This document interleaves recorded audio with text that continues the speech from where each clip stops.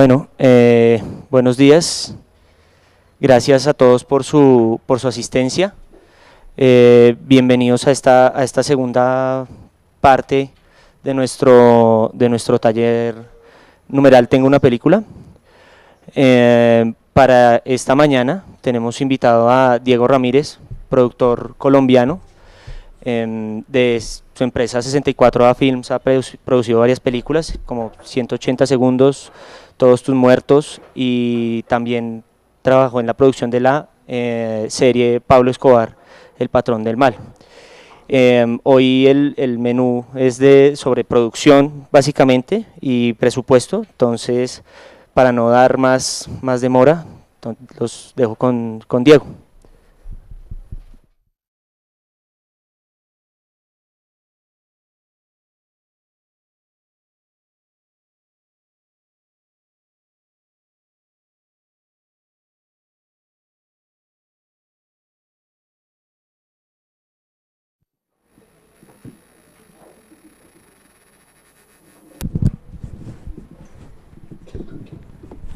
Aló, aló. Bien. Es que tengo la manía de moverme, entonces no. Ya. Buenos días. La idea es que ahorita vamos a hablar un poco acerca del tema de presupuestos. Presupuesto de una película. Yo esto que vamos a ver hoy, cuando me invitan a dar clase, me demoro cerca de 16 horas dando una clase sobre presupuesto. Entonces no vamos a Vamos a dar la misma clase de presupuesto. Realmente lo importante es entender los conceptos sobre los que se diseña. Es eso como lo realmente importante. ¿Cuáles son los conceptos sobre los cuales se diseña y se arma un presupuesto de una película? El formato que tiene Proimágenes y un formato que yo les voy a presentar también brevemente son formatos, que puede ser cualquiera. No existe en el mundo del cine un formato que sea infalible y que sea el único. Lo importante, y ahí va el primer concepto, es que cuando ustedes le pasen el presupuesto a otra persona, la información que esté allí sea verídica y sea creíble. Eso es lo realmente importante. Obviamente, si muchos de ustedes están interesados en presentarse al FDC, pues obviamente la recomendación es usar el presupuesto que está en el anexo y lo vamos a mirar ahorita punto por punto. Pero lo más importante, primer punto para tener en cuenta es cuando ustedes ¿para qué usan un presupuesto? Primero, lo usan, y voy a decir la más importante de última, lo usan para presentárselo a inversionistas, porque un inversionista usted le está diciendo, deme 100 pesos que yo después le voy a volver algo más que 100. Ese es más o menos como el negocio que uno debe plantear en una inversión en cine, una inversión en zapatos, en una ferretería, en lo que sea. Entonces los números tienen que estar allí, claro. Segundo, si ustedes entran en temas de coproducciones con otros países, también, por eso los números, para que lo lea un inversionista o lo lea un coproductor, y el coproductor puede ser de Argentina, el coproductor puede ser de Alemania, el coproductor puede ser de la India, y cuando vea el documento diga, ah, ya entendí dónde están allí los costos. Y tercer punto, no la más importante es la cuarta. Tercer punto en el presupuesto es que para fondos, para el FDC, para Ibermedia, para fondos internacionales y tal. Y el cuarto, el más importante, el presupuesto se hace con la razón de que ustedes importante de planeación y de control de la película que se llama, que son las más importantes. Una se llama guión y la otra se llama presupuesto. Con esas dos cosas se hace una película. El guión se desglosa y después del desglose sirve para planear y con eso se hace un plan de rodaje, y lo otro es el presupuesto. La película, los dos documentos más importantes son guión y presupuesto. Entonces, ahorita vamos a hablar de lo que es presupuesto.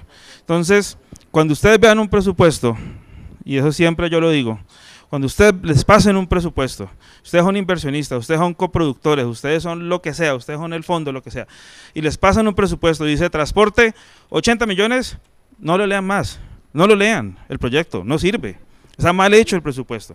El transporte, 80 millones, nunca da 80 millones, nunca da números cerrados. Entonces ahí Es cuando el primer indicio que ustedes se dan cuenta que un presupuesto está hecho macheteramente, está hecho por hacerlo. Uno va y el primer paso para hacer un presupuesto es, como productores, asumo que la mayoría aquí son como un perfil más como de productores, o como que hay de todo. Bueno, igual como directores, aquí directores también son productores y tal. El primer paso para entender un presupuesto, para poder hacerlo, es leerse profundamente el guión. Si ustedes no se han leído el guión profundamente, y leerlo profundamente no es sentarse en la casa y leerlo. Leerlo profundamente es hacer el desglose. Esa es la forma como un productor lee profundamente un guión. No es que lo lee y va pasando página por página y dice, después de 2 horas dice, listo, ya me lo leí. Si ustedes van a armar un presupuesto, no se lo han leído. La forma de armar un presupuesto es leer el guión profundamente, que es sentarse y armar un cuadro de desglose. Y se van escena por escena y van diciendo, ok, esta es la locación, ¿qué se necesita? Dice, muchas personas salen corriendo. ¿Muchas son cuántas? ¿8? ¿O son 800 personas? Entonces, allí viene un siguiente paso que implica que si ustedes son los productores del proyecto, tienen que sentarse con quien lo va a dirigir y probablemente con quien lo escribió, para que digan, vení, cuando vos decís, cuando aquí en el guión dice muchas personas salen corriendo, ¿cuántas son muchas? ¿Con qué lente vas a hacer esto? Porque si vas manejando, si estás empleando un lente largo, muchas pueden ser 15 o 20, pero si estás usando un lente corto, muchas tienen que ser 80 o 100. Entonces, así cuando van escena por escena, trabajando con el guionista y trabajando con el director, y se van yendo en profundidad a entender cómo se va a contar la película. Hay un ejemplo que se usa históricamente en clases de cine por todo el mundo, que ya lo deben haber ustedes escuchado muchas veces y estar cansados de escucharlos, la típica escena que dice, y los indios atacan el fuerte. Esa escena, ¿cuánto demora en el guión? Dice 1/8, porque dice, y los indios atacan el fuerte, claro, demora 1/8. Entonces, cuando ustedes hacen el desglose y van a mirar el plan de rodaje, dicen, en esta película vamos a hacer 3 minutos diarios. Esa es nuestra velocidad para determinar cuántos días de rodaje vamos a hacer, porque seguro el director trabaja a X velocidad y tal. Entonces, 3 páginas. Esta de los indios atacan al fuerte es 1/8 de una de esas páginas, o sea que lo hacemos más o menos en 20 minutos. En un día de rodaje, en 20 minutos, hacemos esta escena que dice, los indios atacan el fuerte. Y ustedes le dicen al director, ¿cómo la vas a contar? Y el director dice, no, claro, llegan 700 indios por todas partes, lanzan flechas por todos los lados, se defienden, y eso dura como 7 minutos en escena. O él va a decir, no, la forma como yo lo voy a contar es que hay un indio diciendo aquí a la cámara y atacamos el fuerte, y lo hicimos en los 20 minutos. Entonces, ¿cómo lo va a contar el director? Tiene implicaciones muy directas en el presupuesto. Si ustedes no han leído el guión, si ustedes no han hecho el desglose del guión, y si no se han sentado con el director y han mirado escena por escena cómo la va a contar él, de las infinitas formas que hay para contar una escena, entonces no están preparados para para escribir el primer rubro del presupuesto. Esas son las 3 primeras cosas que hay que hacer para uno sentarse a armar un presupuesto. Y ahí sí ya arma un presupuesto. Y el presupuesto hay que entenderlo, que es un animal vivo, que va cambiando, y que ustedes pueden hacer negocios en la medida que el proyecto va avanzando con el director, y si los que son directores se acordarán de productores diciéndole esto, te cambio un día de Steadicam por 120 extras. Entonces, un día de Steadicam te vale 120 extras, escoge cómo vas a resolver esto, porque el presupuesto no va a subir, es cómo vamos a mover las cosas dentro del presupuesto para que se puedan contar las cosas de la mejor manera posible. Entonces, ese es como el abrebocas de lo que vamos a ver un poco acerca del presupuesto. Una cosa, y es, como tenemos poco tiempo, o sea, tenemos más o menos hasta la 1, si ustedes tienen alguna pregunta, de una levanten la mano y digan y pregunten y lo que sea. Si yo digo una cosa que ustedes dicen, eso es carreta, está bien. O sea, yo les voy a contar lo que yo más o menos sé, como yo he hecho las cosas. No significa que así son o tienen que ser. Cada uno encuentra su camino y yo vengo es como a compartir algunas cosas que sé, producto de haberme equivocado suficientes veces para decirles, no lo hagan por aquí, que yo le intenté hacerlo como 10 veces y me fue como mal. Entonces, interrúmpame la cantidad de veces que ustedes quieran para preguntar o para hacer aportes, porque esto es entre todos que lo vamos construyendo. ¿Tú ibas a decir algo? El productor, en este caso, el productor debería conocer, manejar todas las áreas de producción, es decir, lenguaje del área de fotografía, sonido, arte, pospo. Desde mi concepto, sí.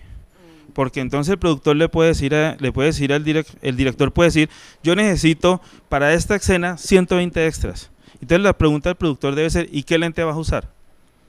Y entonces si el productor le dice al director, ¿y qué lente vas a usar? Ya se está metiendo en temas narrativos, pero tienen implicaciones presupuestales. Porque el director puede decir, no, yo voy a usar un 16 y 100 personas de pronto no son suficientes. Van a necesitar 300 personas porque es un yo no sé dónde. Pero él dice, no, voy a usar 85. Bueno, pueden ser menos personas. No, yo voy a usar un tele. Con 15 personas hacemos ese efecto, después lo montamos, le ponemos música y eso parece que fueran 2000. Entonces el productor, desde mi concepto, sí tiene que saber cómo se hace sonido, cómo se hace fotografía, cómo todo, tiene que estar metido hasta el tuétano en cada una de las cosas, porque el productor no es la persona que va a bajarle al presupuesto. El productor es la persona que hace que el presupuesto se direccione de manera que lo que quede en pantalla tenga el mayor valor posible.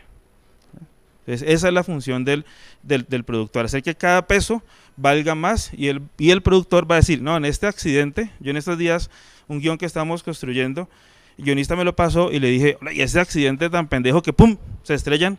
Me dijo, no, pues es que pues yo estaba pensando que salía muy costoso. Decía, no, que eso vueltas por todas partes, se vaya y explote ese carro y tal, pero eso, claro, fresco, porque el resto de la película son 4 personas en una locación, entonces todo el mundo va a creer que es la gran película porque metemos 3 escenas súper grandiosas que nos cuestan algo de plata, pero el resto es mucho más controlado.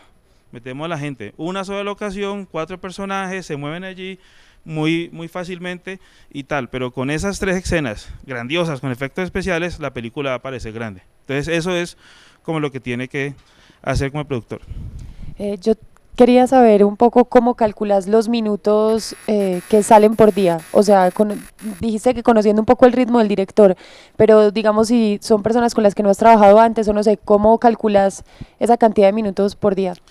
Pues mira, hay 2 formas. Una es un trabajo colectivo en el que hay 2 formas que se encuentran. Unas a lo burro, o sea, es ¿cuánta plata tengo yo para hacer esta película?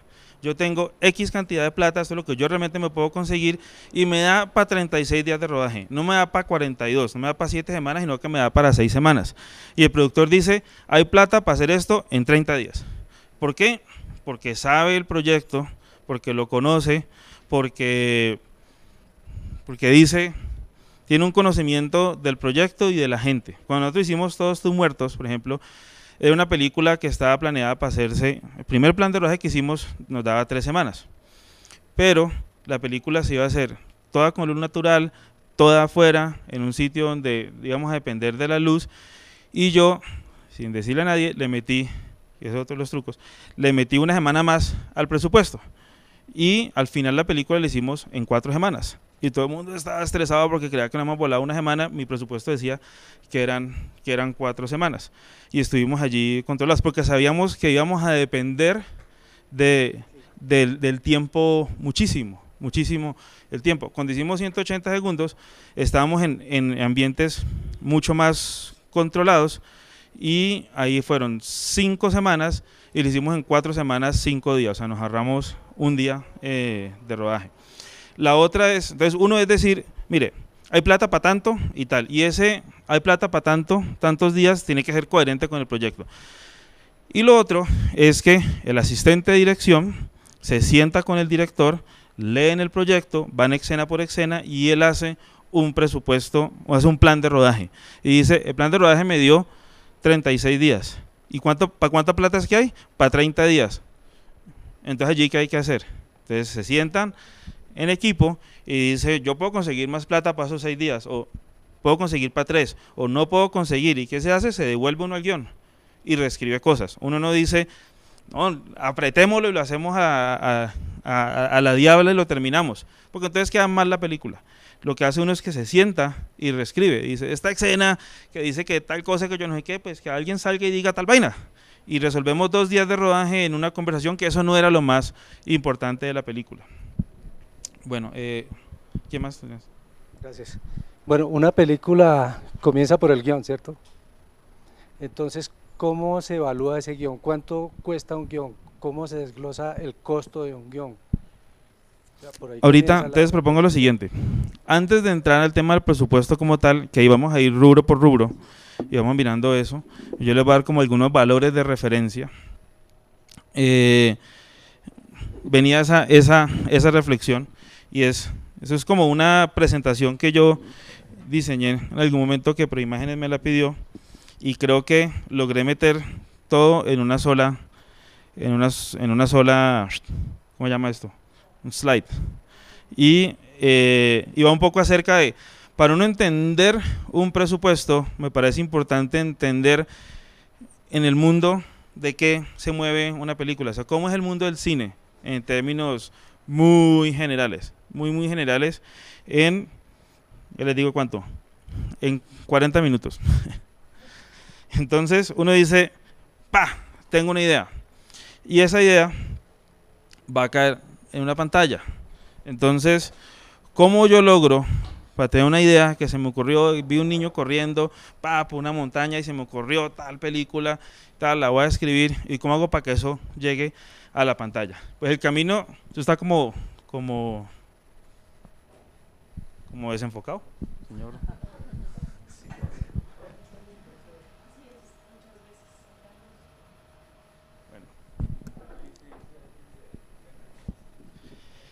Y entonces esto pues no están tan cerca, ¿no? La idea de la pantalla no es que sean tan grandes y estén tan cerca, están un poquito lejos. Entonces, como productor, yo siempre me hago el ejercicio no de decir, esta idea vamos a hacerla, y cuando la tengamos hecha, ahora ¿qué hacemos con esta idea? ¿A quién le puede interesar? Yo hago un ejercicio por mi oficio de productor que es un poquito al revés, y es, ¿qué es lo que están buscando? ¿Qué es lo que la gente quiere ver? Y me voy devolviendo en el camino para ver qué idea podemos generar para eso. Entonces, me dice, bueno, entonces tengo una idea y voy a hacer una película. Entonces yo hago mi idea, la convierto en película, y esa película llega a la pantalla. Pero no es así. El mundo de cine no es tan fácil. El mundo de cine es para sufrir. Entonces, ¿cómo es para sufrir? Entonces, la idea es como entrar a decir cuáles son las pantallas, cuáles son los espacios en que una película puede ser distribuida. Uno, el que todos conocemos, el más fácil, el más lógico, y es de los teatros. Las películas llegan a las salas de cine, pero esa es una sola de las ventanas que existe para una película, y ahorita les voy a decir cuál es la que realmente se está convirtiendo en la ventana, o se va a convertir, lo que ya todos sabemos, la ventana más importante pues del cine. En los teatros, aquí en Colombia, funciona que es la fuente de ingresos más importante. No tanto en Europa, y muchísimo menos en Estados Unidos. El negocio en Estados Unidos, los teatros, realmente es una campaña de promoción para que la gente compre la película, la descargue, la hagan pay-per-view y tal. Y las grandes películas siempre pierden mucha más plata en su estrategia de salir a las pantallas normales de los teatros que en los ingresos reales de la película. O sea, es salir a las pantallas es realmente una campaña de promoción para las otras ventanas. Nosotros no tenemos más ventanas.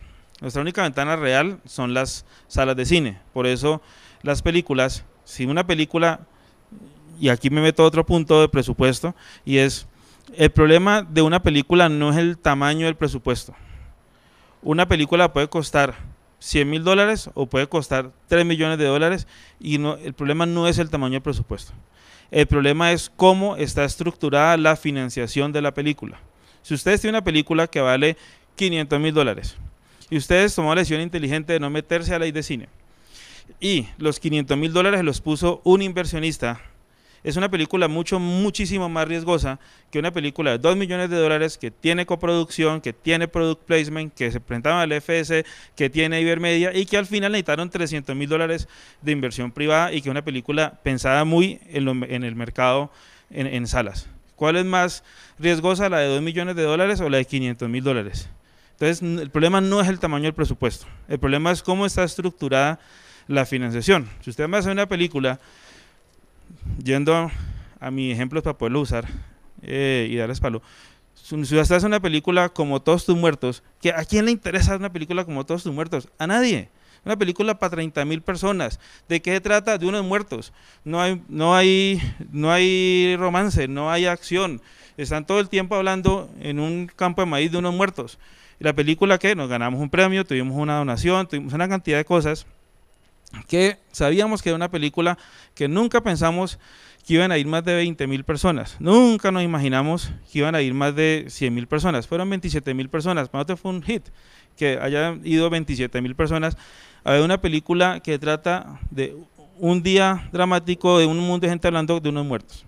Diferente a una película como Perro, que tenía, por ejemplo, una cantidad de elementos que hemos diseñado desde la música, desde los mismos actores, desde la forma como estaba editada, de hacerle varios videos musicales, porque sí esperábamos que llegara a un público mayor y tenía un presupuesto pues, como 3 veces, poco más de 3 veces.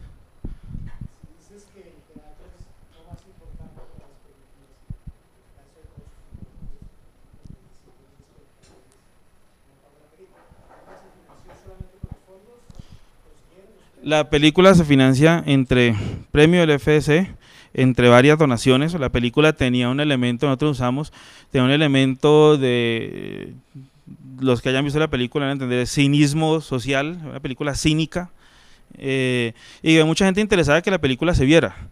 La película, y ahorita vamos a ver eso, como una de las ventanas que son súper importantes para este tipo de películas. Hay una explosión debido a la explosión pues, de todas las herramientas digitales, hay un crecimiento importante de las posibilidades de festivales. Entonces, Todos tus muertos pasó por cerca, la acabé de mandar la semana pasada a otro festival, o sea, 2 años después está llegando a festivales. Nosotros perdimos la cuenta como en los 80 festivales. Ha pasado por más de 80 festivales. Cada festival, como los 5 primeros no les cobramos. De ahí en adelante, si quiere ver la película, páguenos. ¿Cuánto? No sé, algo, $500, $1.000, $300, algo. Y ustedes multipliquen 80 por 500, les da $40.000. Entonces, allí hay una buena posibilidad. Claro, esto es una película de autor, una película que abre en Sundance, tiene una cantidad de cosas que la hacen que sea apetecible para festivales, pero fue diseñar la película muy pequeña y Todos tus muertos fue una película muy austeramente diseñada y se pagó. O sea, no, es que no se pagó porque es que había plata, no recuperó toda la plata que se gastó, pero sí recuperó la plata que debía recuperarse, porque había mucha plata a fondo perdido. Bueno, entonces decimos que tenemos la película, entonces vamos a los teatros. Entonces los teatros es llegar a las salas de cine y ahorita en el presupuesto miramos dónde están los costos para llegar a las salas de cine. Termino de las ventanas y vamos ahí, ¿sí?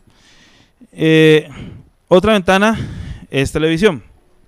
Televisión es vender los derechos para que la película termine en televisión. Los principales compradores, además de la participación de RCN y de Caracol en las películas, los principales compradores de cine colombiano pues son las cadenas internacionales, que es HBO, Movie City, o sea, sobre todo HBO y Movie City son muy fuertes para las películas colombianas, es donde más están ellos como buscando allí, y esa es otra fuente de ingresos. Y allí tenemos lo que es pay-per-view, que es pagar por ver, video en demanda, cable, que es cable que ustedes lo prenden y ahí está HBO, ahí está Golden, lo que sea, y televisión abierta, que es la televisión por la que no es por cable, o sea que no hay que pagar por ella. Esas son como las 4 grandes ventanas del tema de televisión. Y aquí entramos a una que en mi concepto se va a convertir en la más importante en los próximos años, que es la distribución web. Eso todavía estamos empezando a aprender muy poquito del potencial que hay allí. Han pasado dos cosas muy curiosas y por eso todo el mundo está reaprendiendo. La primera es que hace unos años todo el mundo dijo, ya nadie va a volver a ir a las salas de cine. El cine se va a acabar porque los home theaters y que yo no sé qué, y las cierran todos multiplex, que eso nadie va a ir a cine. Pues nosotros pasamos los últimos 6 años de 19 millones de boletas a 42 millones de boletas, ¿no? Volviéndonos al tema de los teatros, entendiendo una cosa, y es que cuando la gente va a ver cine, y no hablo de nosotros, que estamos aquí, que queremos vivir de esto, sino el ciudadano común y corriente, cuando va a ver a cine, no lo hace por un interés cultural, artístico ni educativo, lo hace porque está pagando 7.500 pesos de entretenimiento, y él va a entretenerse. Entonces dice, yo veo esta película, tengo 8.000 pesos, espero que la película me entretenga mínimo 7.000 pesos o 9.000 pesos o 12.000 pesos que me entretenga. Él está pagando por entretenimiento porque es una experiencia de orden social. Cuando la gente va a cine, por lo general, no va por ver la película. La película es un pretexto para estar con la novia, con la familia, para que le diga que sí, para darle el beso, para llevar al niño que se contente. El cine es un pretexto. Entonces, por eso es muy importante uno entender cómo ir potenciando las otras ventanas dependiendo del proyecto que uno tenga. Si yo tengo Todos tus muertos, yo no puedo esperar que el plan familiar sea, vemos Toy Story o vemos Todos tus muertos. No. De hecho, nosotros salimos compitiéndole a Harry Potter, porque vimos, la gente no va a decir Harry Potter o Todos tus muertos, Harry Potter o Todos tus muertos, no. O sea, que Harry Potter ni siquiera ve la ficha de Todos tus muertos, va y ve Harry Potter. Entonces, por eso es como muy importante investigar, porque la otra cosa que todo el mundo dijo fue, ahora con el tema de internet y las películas en internet, eso va a ser el super negocio para todo el mundo, poner las películas en internet. Pues no, la gente no le gusta ver películas en internet, porque la gente ve cosas pequeñitas. A los 5 minutos la gente está diciendo, uy, esto está muy largo para una película. Entonces, pero eso se va, en la medida que el internet, ya está pasando, ya sucede, el internet se conecte con los home theaters que hay en las casas y eso se convierta, ahí sí, en una pequeña sala de cine conectada a internet. Ya se ha visto que los últimos Blu-ray o los televisores dicen Netflix, tienen un botón de Netflix ya ahí insertado y tienen un cable para conectarse a internet. Ahí es donde todo lo que es web y televisión finalmente va a converger en la misma cosa y hay que estar muy preparados para eso.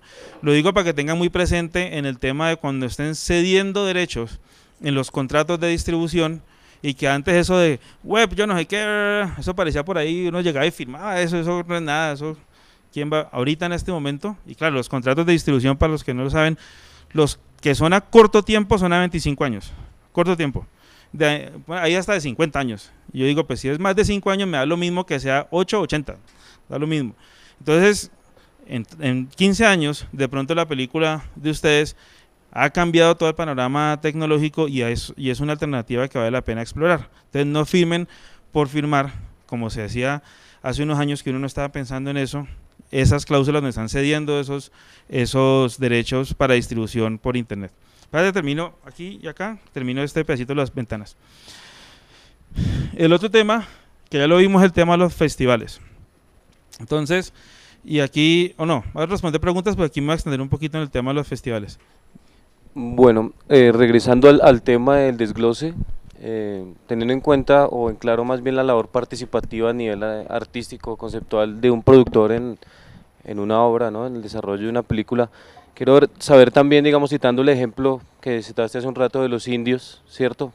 Teniendo en cuenta que el guionista puede resumir una escena muy larga que puede salir muy costosa en apenas un renglón, el productor tiene el valor de exigirle al mismo guionista que sea lo más objetivo y descriptivo posible, o sea, puede llegar a exigirle al mismo, necesito que me describa bien las escenas para saber en realidad cuánto pueden durar y no me las simplifique en una sola frase, sino descríbamela todo lo que sucede. ¿Usted puede llegar a tener ese valor sobre el guionista?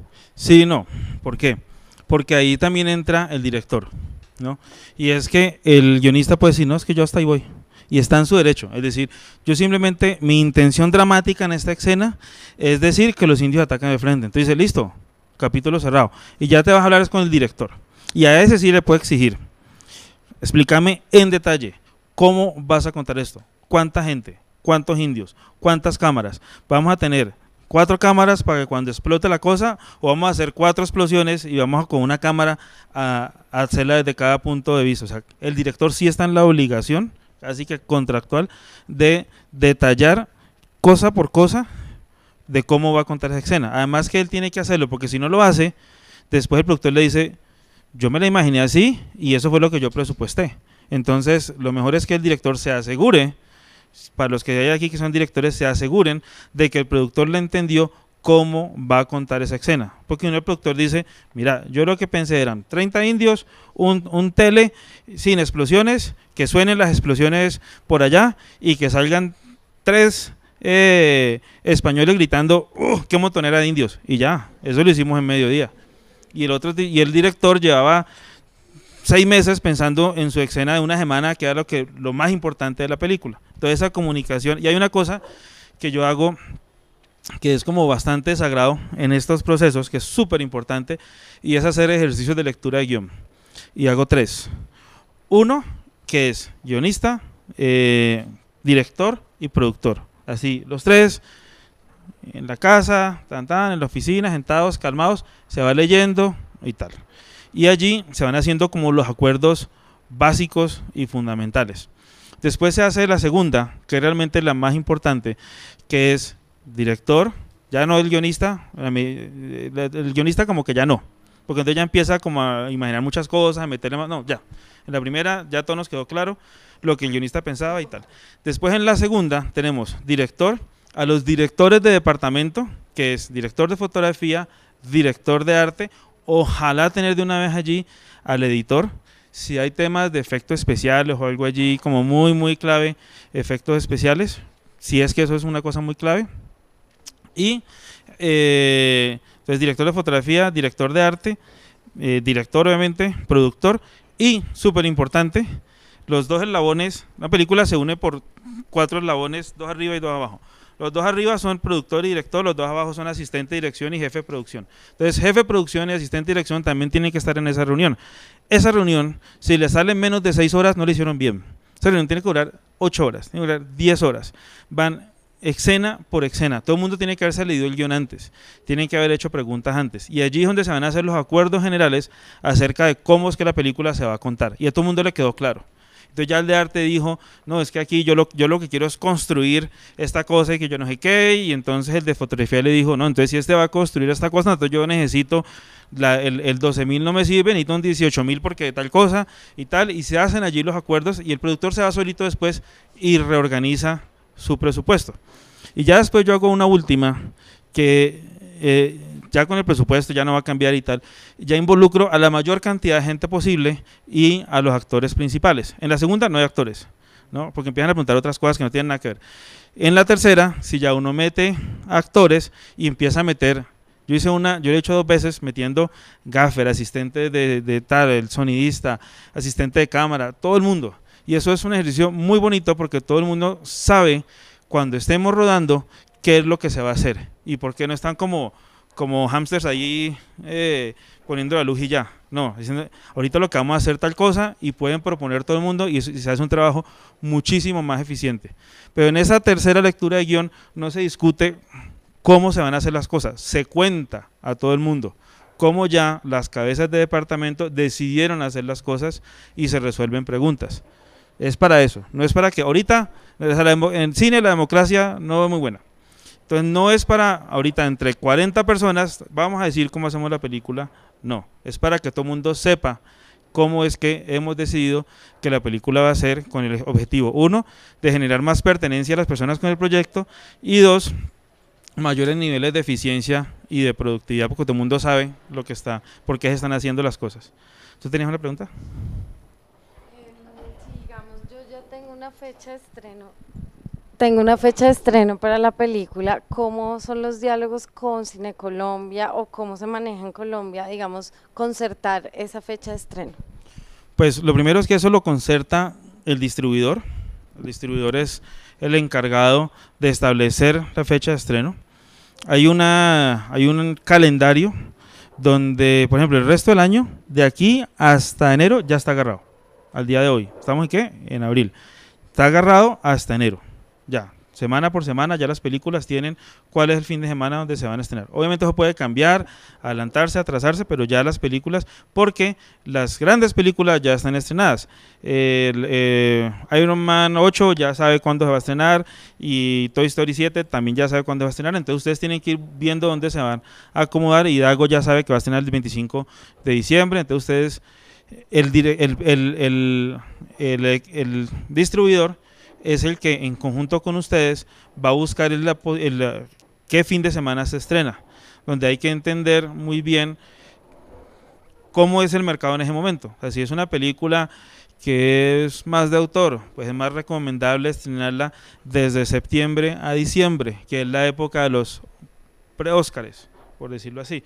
Entonces la gente ya los niñitos salieron de sus vacaciones y están estudiando, los papás que no van a ver Toy Story pueden ir a buscar otro tipo de contenidos.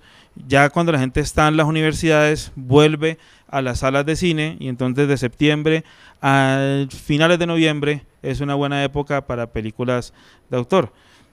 Diciembre y enero, que enero es un mes increíblemente bueno, son películas familiares, de nuevo, la comedia, la película familiar, el superhéroe y tal.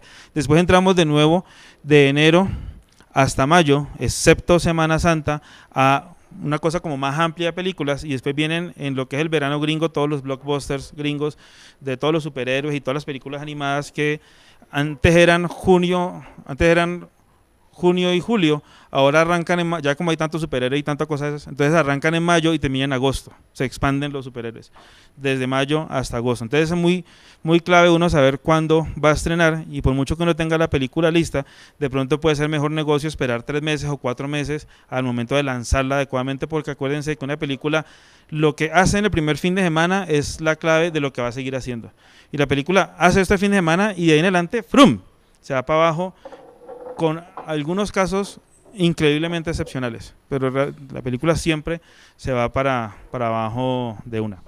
Entonces, tema de los festivales, decime. Cuando hablaste de HBO y Movie City, ¿cuánto más o menos puede ser el arreglo con ellos para cederle los derechos o venderle la película? ¿Cuánto pagan más o menos? Eso puede pagar.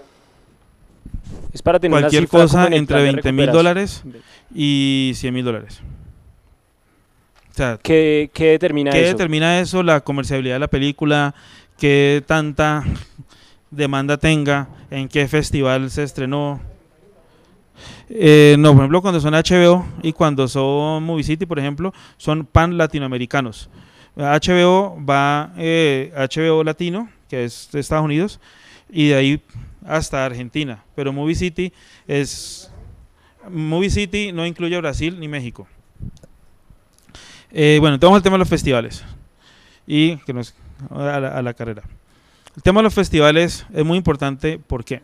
Porque el tema de los festivales es el primer paso para que una película nuestra pueda ser visible a nivel internacional y tenga opciones comerciales. Las películas colombianas tienen dos formas en términos generales, porque acuérdense, no hay nada escrito en piedra, pero en términos generales hay dos formas de tener opciones comerciales. Si las dos formas están unidas en una, o la película tiene las dos, pues mejor. La primera es que la película abra en algún festival importante. Y ahorita nos devolvemos a ese tema de que es un festival importante. La segunda es que una película sea de género y que no importa si abrió o no un festival, haya un público para esa película. ¿Cuáles son los géneros que más se mueven? El que más se mueve es el thriller, es el horror. Muy difícil de mover género comedia, porque las comedias son muy, excepto los gringos que llevan 100 años enseñándonos culturizando a todo el mundo con su tipo de humor. De resto, las comedias muy difícilmente viajan de un país a otro. El terror sí, los thrillers, o sea, la historia de eso es lo que más se mueve, más fácilmente se puede mover aunque no haya abierto en un festival. Los dramas son difíciles, a menos de que estén asociados a un festival. Eso es un tema, los géneros. Si usted hace una película de terror, tiene una buena historia de terror, está bien hecha, se la quitan de las manos, de una, aunque sea para hacer el remake. Entonces, allí hay una buena posibilidad de mercado. La otra es tener un festival. Entonces, ¿cómo es el escenario de los festivales? Un poco triste. Y es, hay más o menos 16.000 festivales en el mundo. Festivales en los cuales se pueden hacer negocios no pasan de 10. Y son los que ya todo el mundo sabe cuáles son. Y están bien, perfectamente categorizados. Entonces, ustedes pueden orientarse a los festivales de dos maneras. Uno, llegar a uno de esos 10 festivales, y de esos 10 realmente hay 5, 6 digamos, que son los que de verdad mueven cosas, que en su orden son Cannes, Berlín, y ahí va, o sea, Cannes, Berlín, y después va cambiando dependiendo de los años. Toronto, Sundance, Venecia y Sebastián, la gente va a comer y a emborracharse y no va a comprar. Pero San Sebastián está entre los 10. Como Rotterdam está entre los 10, pero Rotterdam, las cosas que ponen son tan increíblemente extrañas y súper avant-garde y como de autor, que también lo mismo, es un nicho muy pequeño. En Latinoamérica, de pronto, hay un festival que genera negocios que es Guadalajara. De pronto Bafisi, pero yo no considero que ninguno de los dos estén entre los 10 festivales. Locarno es como el compañerito, el amiguito de Rotterdam en el segundo semestre. Y Tribeca está cogiendo mucha fuerza por una razón, y es que el nuevo director de Tribeca era el director de Sundance. Era el director de Sundance por muchísimos años, y como él es de Nueva York, se lo raptaron. Hubo una abducción y se lo llevaron a Nueva York, y él ahorita es el director del Festival de Cine de Tribeca. Y eso hizo que Tribeca, que es el festival pues de Robert De Niro, con el cual no pasaba mucho en términos de negocios, empezara a coger como mucha más fuerza cuando este señor se movió pues para allá. Pero volviendo al tema, Rotterdam, y también hay que entender muy bien cuándo son los festivales. El tema de los festivales arranca, primero es Sundance, que arranca el tercer jueves de enero, arranca Sundance. En el fin de semana que termina Sundance, porque es importante, ¿cuál es su compañerito? Su compañerito es Toronto. Toronto está en septiembre en el segundo semestre. Entonces Sundance es el cine independiente norteamericano. Norteamericano es Estados Unidos y Canadá. Y allí no están independientes, eso va todos los grandes y tal, que quieren mostrarse que hacen películas de autor. Las películas de autor gringas no son como esas películas de autor. Pero allá se reúnen a hacer negocios en Sundance. Enero, tercera semana de enero. Antes de que termine Sundance, arranca Rotterdam, que es en Holanda. Es un festival totalmente de autor, o sea, súper de autor. Su compañero es Locarno, que es en Suiza, pero en la Suiza italiana, o sea, la Suiza, y es en agosto. Y ese festival funciona muy bien, porque en agosto todo el mundo está de vacaciones, esto es en Suiza, al frente de un lago, entonces todo el mundo está relajado y vaya feliz, entonces feliz compran cosas. Después de Rotterdam viene el primer gran momento del año, que es Berlín. Berlín es en febrero, en Berlín está haciendo mucho frío, entonces, y mucha gente ya está cansada porque hace Sundance, Rotterdam, llegan a Berlín, y en Berlín hay cosas que la gente quiere agarrar antes de que lleguen a Cannes. Cannes es en mayo. En mayo es, pues Cannes es el festival de festivos, el más importante del mundo. Llegar a Cannes pues es increíblemente difícil, pero también es donde ustedes con un proyecto en las manos de pronto dicen, ¿qué puede ser mejor? Ser Cannes, uno de los chiquiticos de Cannes, entre Workaway, Woody Allen y yo no sé qué, o estar súper fuerte en Rotterdam o en Locarno. Exacto, son decisiones que las toman con un agente de ventas, que las toman con un distribuidor internacional, de dónde puede ser el mejor lugar para abrirse. Después de Cannes viene, no pasa nada, hasta realmente Venecia y Toronto. Venecia es en Venecia, en Italia es en septiembre, ahí nos saltamos Locarno, ¿no? Locarno, lo que dice la gente de Locarno es los que no quedaron en Cannes y que tampoco van a quedar ni en Venecia ni en Toronto son los de Locarno. Eso es lo que mucha gente dice que es Locarno. Los de Locarno dicen que no, que es una cosa, porque además el de Locarno ahora venía de Cannes, entonces dicen, oh, es diferente y tal.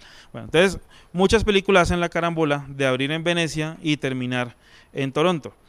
Y esos son los festivales que importan. Ahí es donde hace realmente negocio. Después viene un segundo nivel de festivales y después vienen como 15.900 festivales más, donde ustedes son los que van a hacer negocios a través de lograr colocar la película en alguno de esos 10 festivales y que, por ejemplo, en Estados Unidos, casi que cada ciudad que tenga más de 10.000 habitantes, mínimo tiene 1.000 latinos y por lo tanto mínimo hay un festival de cine latino de lo que sea.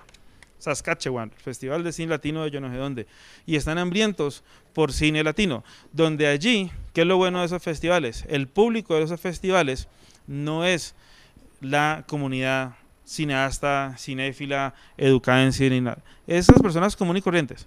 Es la persona que va y compra su boleta y que dice, uy, chévere que hacen este festival y voy a ver una película de Azerbaiyán y voy a ver una película del Congo y voy a ver una película de Colombia, qué cosa tan exótica, porque está en su ciudad, pero es para esas personas, entonces allí hay posibilidades y uno fácilmente pasa con una película colombiana por 15 o 20 festivales latinos en Estados Unidos, y eso sí, ustedes les cobran por lo menos $500 por cada festival.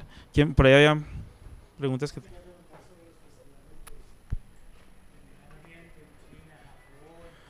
Hay uno que es muy importante, todo el mundo quiere ir y que lo inviten, hay dos que todo el mundo quiere que lo inviten, es el de Abu Dhabi y el de Dubái, ¿no? Porque la gente dice que el único trayecto aburridor de ese festival es el de la casa al aeropuerto, de uno, en su ciudad. Cuando llegó al aeropuerto se montó en primera clase y ahí estuvo en primera clase hasta que volvió a la realidad de su casa. Entonces por eso todo el mundo quiere ir a Dubái y a Abu Dhabi, porque son dos lugares, emiratos, que están buscando posicionarse, o sea, es por dos razones. Uno, tiene una comunidad internacional increíblemente grande, o sea, se han convertido en centros financieros donde hay una comunidad internacional muy, muy, muy grande y necesitan retenerlos. Y una de sus formas de retenerlos, es hacer festivales donde de vez en cuando aparezca Champagne o de vez en cuando aparezca Woody Allen, de vez en cuando aparezca alguien así y ellos sientan que hay cosas, además de desierto, dólares y petróleo, interesantes allá. Entonces por eso crean como este tipo de cosas y son festivales que entregan premios. Mejor película, $50.000. Pues claro, todo el mundo, además de que le pagan todo y tal, puede ganarse $50.000. Pero es una cosa diferente, que se sale absolutamente del esquema y de esos hay como 4 o 5 en el mundo, pues. Y tal. Pero los festivales en Asia, hay festivales importantes, pero para las películas nuestras, en términos de mercado, no lo son. Puede que sí se haga una venta, puede que uno venda el territorio de China en $10.000. Pero entre vender China en $10.000 y vendérselo a Canal Plus por $80.000, pues concentrarse los esfuerzos en el Canal Plus o vendérselo a HBO por $100.000, pues se puede uno olvidar, en nuestro caso, de los chinos. Claro, sí, porque ahí va todo el mundo. Bueno, entonces eso es el tema, a toda velocidad, el tema de los festivales. Que ahorita nos vamos a volver un poquito al tema de los festivales para otro tema.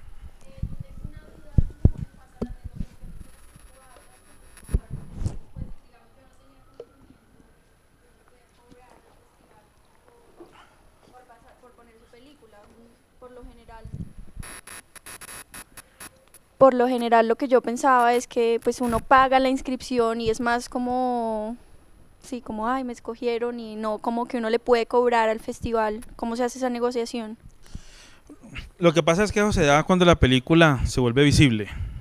Y para que la película se vuelva visible es porque ha estrenado en algún otro festival donde uno sí tiene que hacer todo ese trámite. O sea, uno no le cobra a Berlín porque la pase en la película.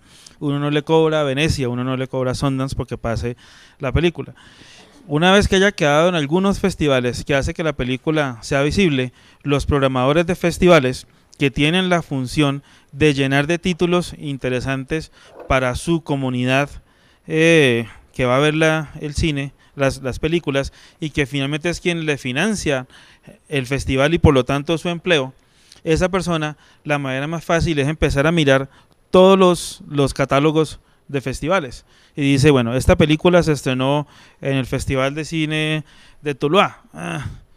Uso Tuluá porque es de mi tierra, entonces puedo echar de Tuluá. Dice, no, pues no, pero esta se estrenó no sé, en San Sebastián. Bueno, esta sí puede ser interesante. Entonces empiezan ustedes a recibir emails, pero permanentemente diciendo queremos invitar la película. Entonces uno tiene dos opciones. Uno dice, listo, ahí te la mando y tal. O ustedes dicen, mire, hay dos condiciones. Uno, yo no pago por el envío de la película nada. La película está en mi casa o está en mi oficina. Para que salga aquí, dígame la cuenta de FedEx a la cual que yo puedo usar para mandársela. Primera cosa. Y segundo, ¿cuánto tienen para pagar? No tenemos nada. Entonces, que eso es la política que tenemos nosotros. No tienen, entonces, ¿a quién van a invitar de la película? Porque es una cosa, que es una o dos cosas. Dice, no tenemos $500, pero una invitación para alguien de la película. Es una manera bonita de uno retribuirle a la gente que participó en el proyecto para que pueda tener esos beneficios. Entonces uno empieza, claro, a las primeras festivales, donde se supone que hay negocios, van director, productor y ojalá un actor. El director y el actor van para que los entrevisten, para hacer prensa y tal. Los productores nadie le importa y nadie los va a llamar a nada. Ustedes están atrás buscando hacer negocios, pero la prensa la genera un actor y el director. Son las personas que deben ir a un festival para generar prensa y para buscar negocios. Después de allí, ustedes pueden terminar mandando al gaffer, al sonidista, a lo que sea y tal, porque también es chévere cuando está en Saskatchewan por allá y tienen allí a la segundo asistente de cámara y les cuente anécdotas acerca de cómo hizo la película. Eso puede ser muy bonito para la persona que está allí sentada. Entonces, pero eso fundamentalmente sucede cuando la película ha logrado hacerse visible. Si es una película que no ha pasado por ningún festival y que tampoco ha sido un éxito de taquilla en su país, va a ser difícil que empiecen los festivales como una horda de salvajes a tratar de llevarse la película.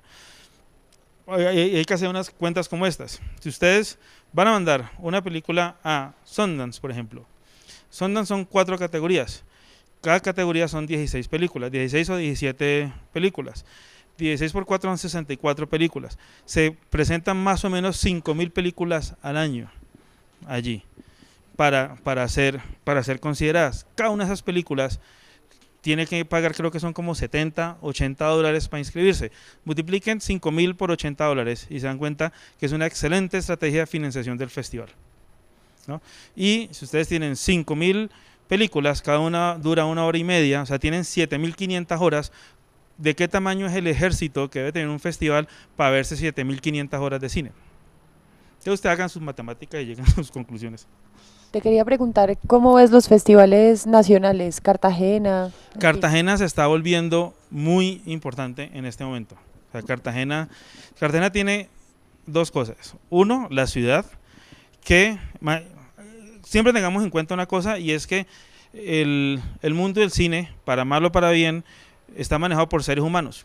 Entonces, los seres humanos están en febrero entre Sundance, que es un frío, la cosa más infernal del universo, Rotterdam, que no hace tanto frío, pero se hace mucho viento, y Berlín, que todo el mundo está de mal genio porque hace mucho frío. Y le invitan a Cartagena. Entonces, es como si lo invitan al cielo. Entonces, la gente, cada vez hay más personas con chequera, con interés de hacer negocios, que están súper deseosos de salirse de todo eso por allá, de los polos nortes, de tanta nieve, y llegar a Cartagena, que además de la ciudad, el festival cada vez se está volviendo más fuerte porque está volviendo cada vez más cálido. O sea, la gente viene a Cartagena y quiere que siempre lo inviten y tal. Y vienen con las defensas abajo, porque vienen tranquilos. Hay un chiste que me contó a mí, una forma de explicar una situación de cómo un festival, que me lo decía una productora muy amiga mía, y le decía, te voy a explicar cómo es Cannes. Cannes está, el productor independiente está tratando de llegarle al distribuidor con su película, pero el distribuidor está tratando de llegarle, está desesperadamente tratando de llegarle al productor grande de estudio. El productor grande está tratando de llegarle al gran director para tenerlo para su película. El gran director está tratando de llegarle al actor, superactor para poder hacer su película. Y el superactor está atrás de la mesera. Entonces, así es. Todo el mundo, ¿qué es lo que quiero decir? En un festival grande, ustedes siempre están detrás de alguien y ese alguien está escapando de ustedes porque está detrás de otro. Siempre está alguien buscando al más grande. Y todo el mundo está, ir a Cannes es muy costoso. Entonces todo el mundo está con sentimiento de culpa de cuánto me cuesta esto, cuánto me cuesta esto, y yo reunido con este pendejo, no, tengo que... Entonces, no, todo el mundo tiene las guardias muy arriba. En un festival como Cartagena, todo el mundo está relajado. Entonces, cuando ustedes les llegan con un proyecto, esa persona no está detrás de yo no sé dónde y tal. Entonces está ahí y está mucho más receptivo para proyectos en un festival como Cartagena. Otro que es buenísimo para eso es Miami. Por lo mismo, es un festival que es en marzo, donde el festival es relativamente pequeño, todo el mundo está feliz porque lo invitan a Miami, a South Beach, paja bueno, lo atienden increíble, como en Cartagena, que todo el mundo es súper amable. Y tanto Mónica como Lina han hecho un increíblemente buen trabajo de traer muy buenos, además de que el festival sea chévere, una ciudad chévere y buenas fiestas, que eso es importante para todo festival, también que las películas sean buenas. Entonces, Cartagena debe tener un lugar, para mí, no lo tiene todavía, pero está caminando hacia eso, de ser el festival más importante de Latinoamérica, porque tiene una cosa que no tiene Guadalajara, y que Buenos Aires es diferente, que es Cartagena, que es la ciudad, y eso tienen que aprovecharlo.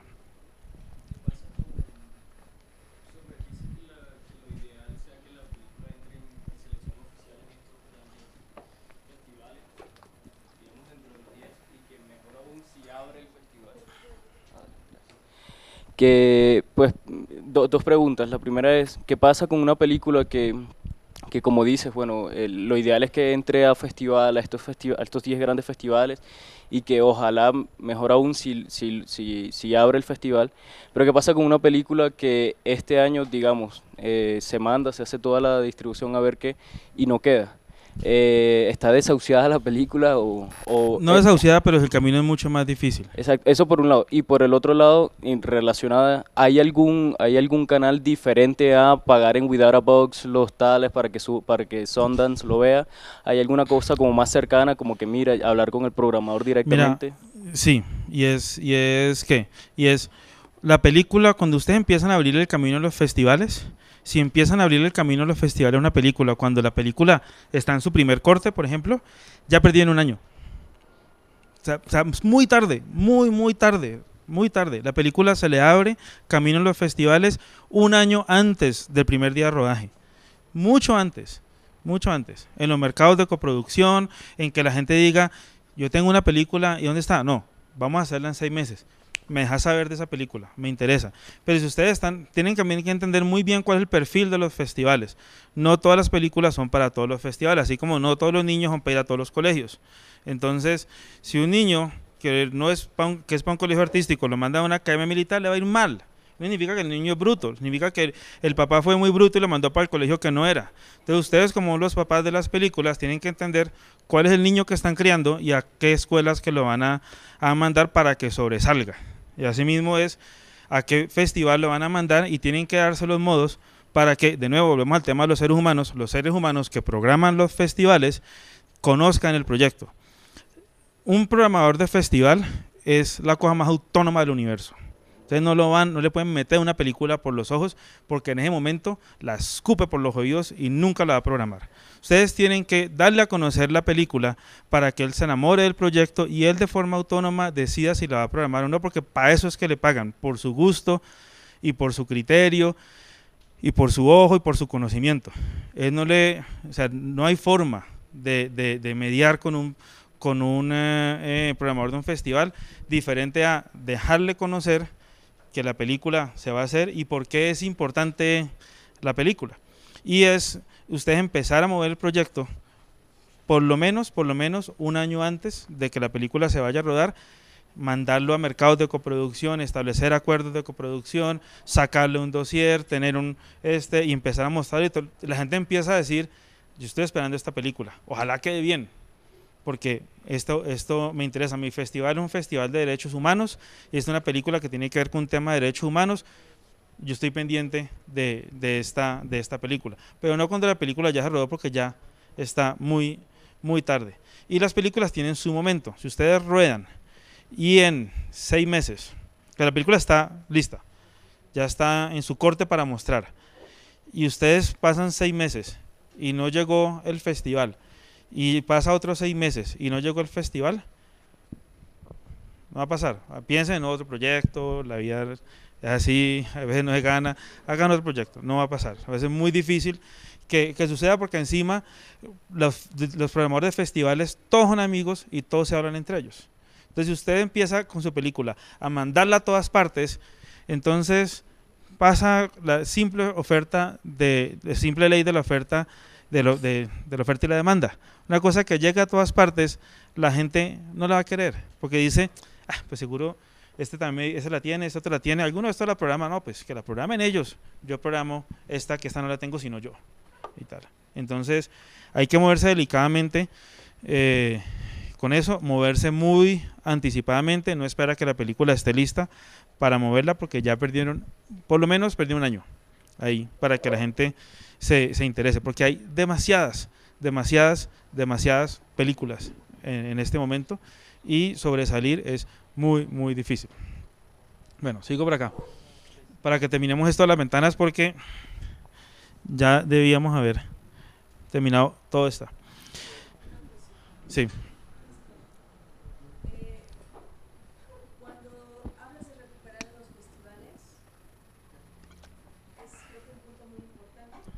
Un momento. ¿Quién se queda con los premios? Que creo que, creo que es muy importante aclarar ese punto, ¿no? ¿Quién se queda con los premios? Si es el productor, si es el director, si es la producción, y cómo es esta repartición y cómo lo estipulas en tus contratos. Creo que eso es muy importante, porque ahí es donde puede haber como un Nosotros, defecto. por ejemplo, en Perro Come Perro, no habíamos de eso, y entonces el agente de ventas, como era un mega agente de ventas, se quedó con todo. Había una cláusula así pequeñita diciendo, nosotros manejamos los festivales. Y dije, buenísimo, chéverísimo. Y Perro Come Perro pasó por todos los festivales, ellos hacían clinch, y le iba entrando a la gente de ventas, que es una empresa francesa, cada vez que la película iba por todos los festivales. Entonces ya después de allí, nosotros dijimos, no, pues venga. Y en los siguientes contratos, lo que dijimos fue, el tema, ahorita entramos al tema de agentes de ventas, y ellos se quedan con una participación de los ingresos, pero dejamos aparte los festivales como una cosa diferente, y como la estamos manejando ahorita es, sí, el festival me ofrece, o sea, los 5 primeros festivales los manejo yo, no se meten, los 5 primeros festivales, que obviamente uno busca que sean los festivales en los cuales la película se da a conocer y tal, listo. De ahí en adelante, si el festival está ofreciendo invitar a alguien del equipo, yo tomo la decisión, y yo si les cobro o no les cobro, y si les cobro, se los mando a ustedes, y si no les cobro, entonces yo decido a quién mando, porque es parte del acuerdo con toda la gente que participó en la película. Y de ahí en adelante, lo de los festivales va 50 y 50, nos lo repartimos diferente, a ver, lo que pasa es que ellos cobran una comisión. Ahorita llegamos al tema de los agentes de ventas, explicamos los agentes de ventas rápidamente para que entiendan cómo es ese negocio. Recuerden que todo lo que tenga la palabra agente es porque hay una comisión ahí metida. Entonces ahorita explicamos eso para volver al tema de los festivales. Sí, pero yo a lo que me refería justamente es en qué parte del contrato tú estipulas, porque hay muchos festivales que dicen premio del director, premio del productor. Una cláusula, premio. sí, una cláusula en el contrato con el agente de ventas. Sí. A este nivel, antes de llegar a un agente de ventas, ¿no? Sí. Que, pero ya es con el, en tu contrato de producción. Con el producción, sí. Hay premios que son para las películas, y los premios para la película siempre es para el flujo de caja de la película.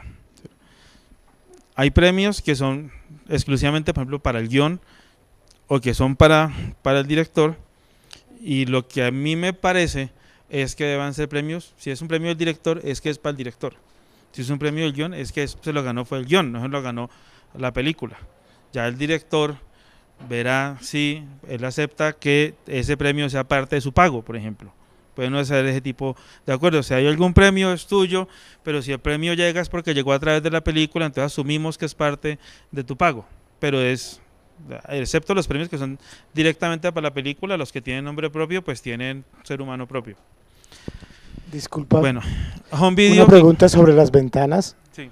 Estos derechos derivados, ancillary, como que aviones, trenes, todo eso. Ah, pensé que era que ya había cerrado el tema de... No, vamos, home video que cada vez es menos y está pues obviamente tendiendo a desaparecer, que es compra y alquiler de películas.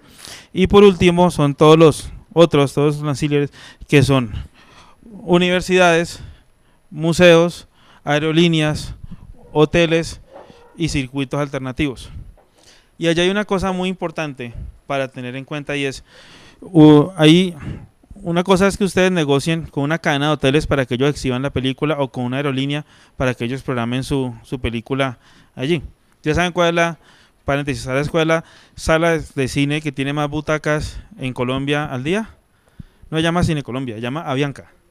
Avianca es la sala de cine más grande que tiene en este momento Colombia. Tiene funciones cada media hora y tiene salas de cine con 180 asientos, a veces hasta de 320 asientos, lo tengan en cuenta. Ustedes pueden hacer la negociación directa con una aerolínea o lo que sea, pero también hay una cosa para que la anoten allí y la averigüen, que se llama EGEDA. EGEDA es una sociedad de gestión colectiva. Y ustedes cuando están, voy a explicarlo así, cuando ustedes están caminando por la calle y entran a un Carrefour, y en Carrefour hay unos televisores colocados allí para vender los televisores, y ustedes de pronto, de un momento a otro, ven que en Cinemax están pasando su película y allí están en Carrefour viendo su película, entonces usted dice, claro, pues Cinemax me pagó a mi distribuidor, agente, yo no sé qué, me llegó esta plata a mí y tal. El Carrefour le tiene que pagar a ustedes también por haber colocado su película allí. El aeropuerto tiene que pagarlas a ustedes, porque son derechos de emisión pública. Pero como ustedes no pueden irse hospital por hospital, o sea, cuando RCN, por ejemplo, o Caracol emite la película en un acuerdo que ustedes tienen con el canal para que la película se presente, y un hospital tenía ahí colocado Caracol en la sala de espera, y allí pasaron su película, ese hospital, por el hecho de que le haya pagado a DirecTV para que le llegue la señal, no significa que no le deba a ustedes una plata por los derechos de ejecución pública de su película allí. Ustedes no pueden irse hospital por hospital, usted tenía RCN prendido tal día que pagaron mi película y después irse al otro almacén y tal. Para eso están las entidades de gestión colectiva, que se llama EGEDA, y ellos van y le dicen al hospital, oiga, usted tiene ahí esta sala de espera, esta otra sala de espera, esta otra, todas estas cosas sumadas son 10 millones de pesos. Y usted me tiene que pagar al año 5 millones de pesos, 20 millones de pesos por esto. Y ellos hacen una gestión en representación a quienes tengan inscritos. Entonces, si usted tiene su película y no la tiene inscrita ante EGEDA, pues perdió el año. Pues si usted tiene su película y la tiene inscrita ante EGEDA, ellos al final del año dicen, bueno, recogimos 100 millones de pesos. ¿Usted cuántas películas tiene? 3, usted 8, usted 20, usted 1, listo. Estos 100 millones de pesos nos los repartimos así, tenga, directamente. Entonces, para que eso se está volviendo muy fuerte, EGEDA apenas está arrancando pues fuerte acá, los actores están muy fuertes en ese tema, pero en términos de ya EGEDA el año pasado recogió algo así como 150 millones de pesos, entre clínica y hospital y aeropuertos y tales. Entonces, para que ustedes le hagan una anotación por allí y después lo averigüen. EGEDA con G. Bueno, estas son las ventanas. Para uno llegar a estas ventanas de distribución, esto uno llega no directamente, uno llega a los distribuidores. Los distribuidores manejan lo que son ventanas y territorios. Ventanas son estas que están aquí y territorios son los territorios físicos. Es Latinoamérica, Norteamérica, que se venden juntas, o sea, se vende Canadá pegado a Estados Unidos, Europa como un gran territorio en el cual hay 3 grandes territorios que son Alemania, Francia, España, Alemania, Francia, Inglaterra, y después viene España, Italia, cada vez como más tal, y por ejemplo, los países nórdicos se venden juntos, y después como un revuelto.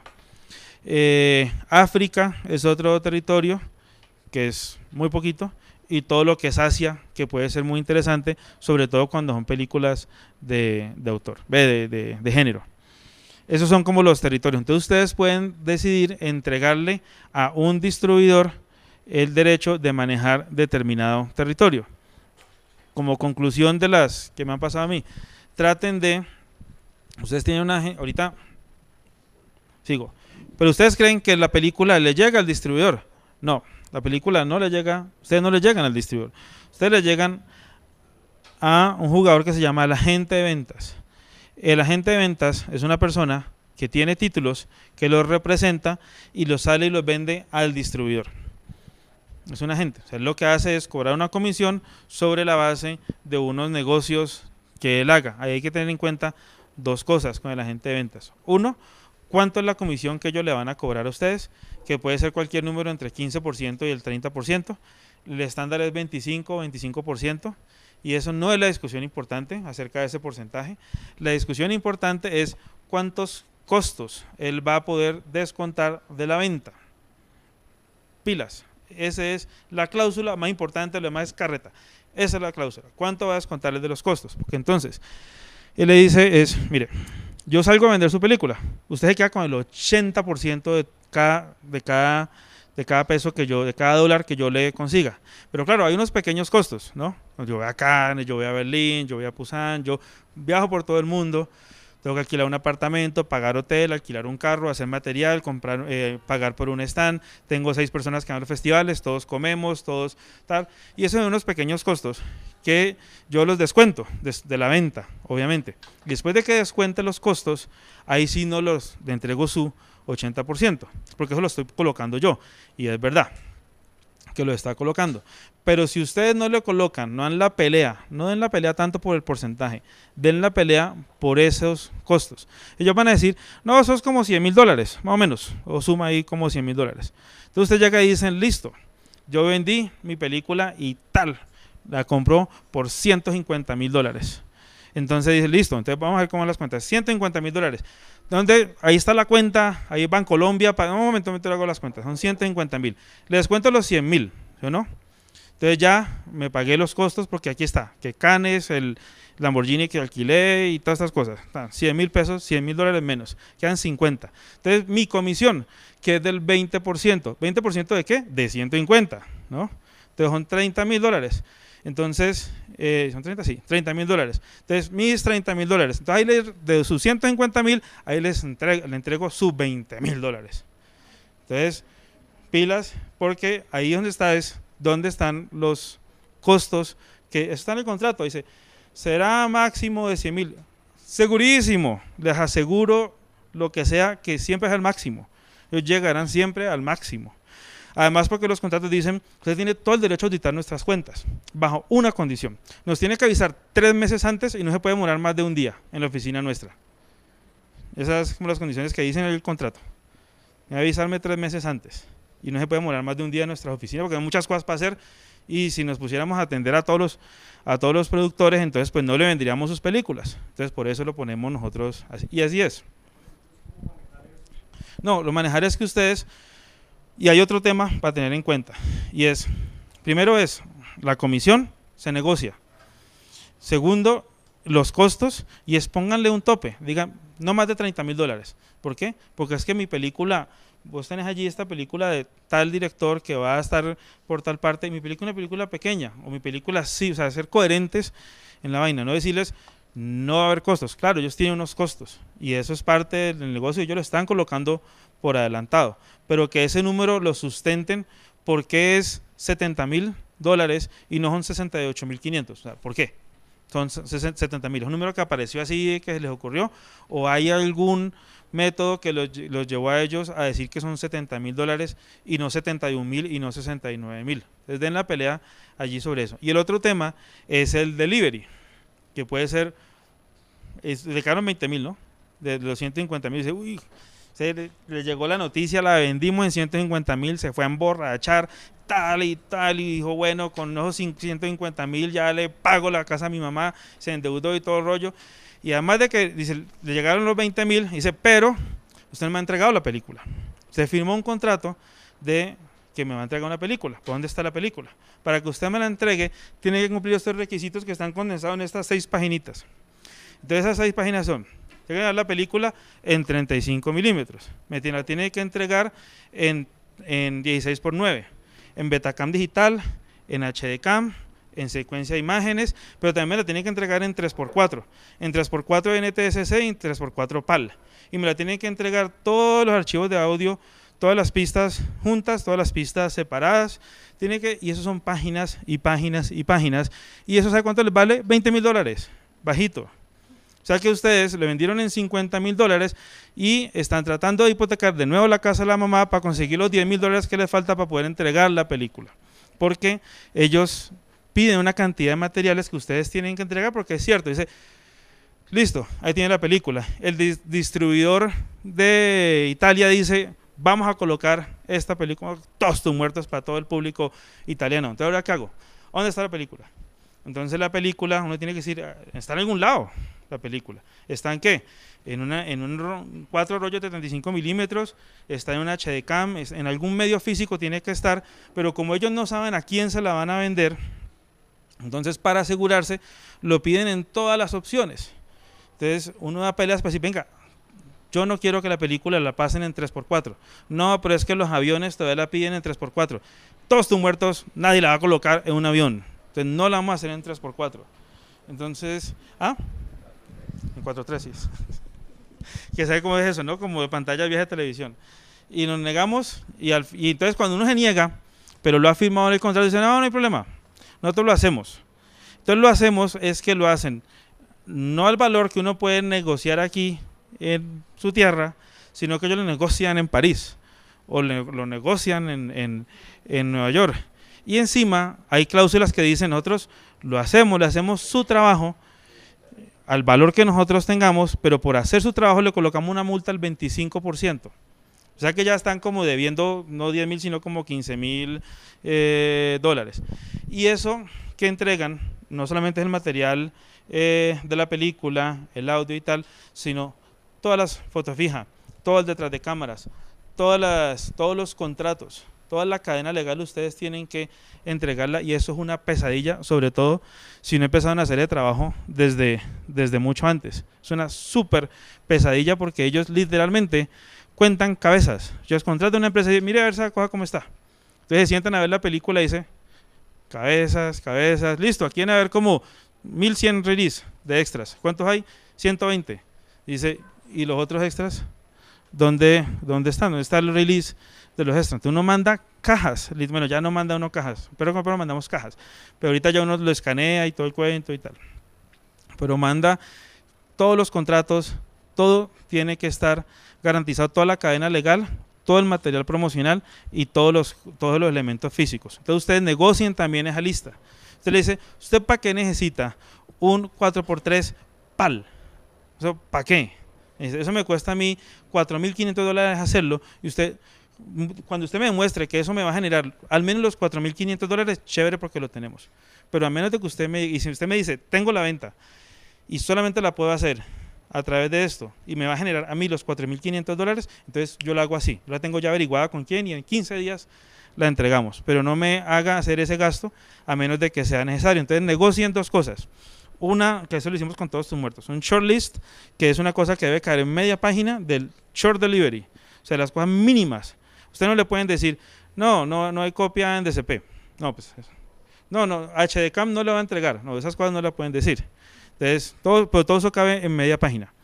Y de los entregables materiales. Y después está las 6 páginas de todas las otras cosas que ustedes nunca la van a cumplir. Entonces, no se preocupen por eso. Entonces, por eso digan, esto no se va a cumplir, y hagan sus cuentas de finalmente cuánta plata le va a entrar. Y hay una cosa que antes sucedía mucho y que ya no sucede, que en teoría resolvía eso, y es lo que ustedes van a escuchar bastante, que llama MG, la palabra mágica, MG. dos letras mágicas. MG significa mínimo garantizado. Entonces usted le dice a la gente de ventas, ¿cuánto es lo mínimo que me garantiza? O sea, independiente de cuánto usted venda por fuera, ¿cuánto me da ya para yo firmarle ese contrato?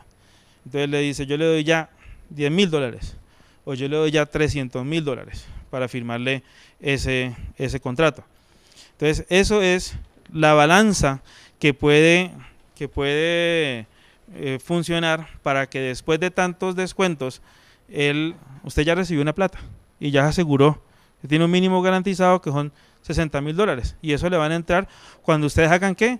El delivery del shortlist. No es que llegan en el festival, listo, pate, una mesa para firmar el cheque y darte la plata.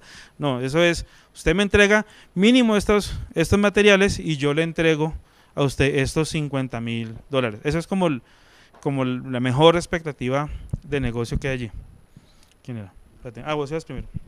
Para el presupuesto que vos manejas en tus proyectos, ¿tenés un porcentaje fijo para el primer año de promoción y distribución que vos dices que es tan crítico o cada proyecto te exige un porcentaje diferente? Sí, cada proyecto es un niño diferente. ¿Vos qué recomendás en este ítem cuando uno va a analizar qué porcentaje va a utilizar para promoción y distribución? Es que yo no la manejo por un porcentaje, realmente. Es como conociendo el tipo de proyecto, cuántas copias se van a sacar, hacia dónde cuál es su mercado, cómo se va a mover, si es una película que hay que moverla mucho a través de medios masivos o es una película de nicho donde hay que construir una estrategia de redes sociales muy fuerte. Dependiendo de cada proyecto se diseña una estrategia y se presupuesta. ¿Lo haces antes del rodaje ese cálculo? Claro, claro, sí, por allá. Dale, tú. Yo tengo otra. Bueno, dale pues. En caso que, digamos, tú tengas tu agente y toda la cosa, ya hayas negociado algo y este agente venda tu película a Cine Latino y después de eso se declare en bancarrota. ¿Quién, el agente? El agente. Uno, ¿qué podría, o qué garantía o qué puede hacer antes de esto? Porque si ha pasado y pues, o tiene uno que demandar o pasa algo, porque si el agente se declara en bancarrota, entonces uno pierde, pues... Eso todo. Tiene que ser una de las causales de disolución del contrato, que debe estar previamente acordada como todos los contratos y por lo general una de las causales de todos los contratos es, y sobre todo los gringos tienen eso como bien colocado, que una de las partes se vaya en bancarrota. Y depende de la legislación que gobierne ese contrato, porque todos los contratos dicen y se regirá bajo las leyes de yo no sé qué. Entonces depende de la legislación que rija el contrato, determina cuál es el orden de prioridad de los deudores, que por lo general siempre son empleados, impuestos, y uno queda como 80. Y si es internacional, 180. Gracias. En su experiencia como productor, ¿qué tipo de problemas ha enfrentado en cuanto a, por ejemplo, problemas técnicos que se hayan presentado luego de haber firmado un contrato de distribución? Lo pregunto porque oyendo alguna vez a alguien de Patagonic de Argentina decía que, por ejemplo, en Alemania eran un tanto reacios a distribuir películas de América Latina porque a veces se presentaban problemas técnicos o que no cumplían todos esos requisitos. Entonces, me pregunto cuál ha sido su experiencia en ese sentido. Pues hasta ahora nosotros cuando hemos entregado una película pues la hemos entregado y nos la han recibido. Con Perro hicimos un camino que mandamos y nos devolvían, mandamos y nos devolvían, mandamos y nos devolvían, hasta que ya pues mandamos y ya como que listo, ya esto que va así. Porque ustedes muestran la película y la persona asume que cuando le van a pasar por todos sus análisis, espectrógrafos, colorímetros, yo no sé qué cosa, y uy, se tiró aquí mucho, se reventó el blanco aquí, se reventó yo no sé qué, la gente asume que la película va a funcionar y la compran y usted firma el contrato y el contrato dice yo voy a entregar mi película en las condiciones técnicas estándar que están descritas en este contrato. ¿Y cuál es lo peor?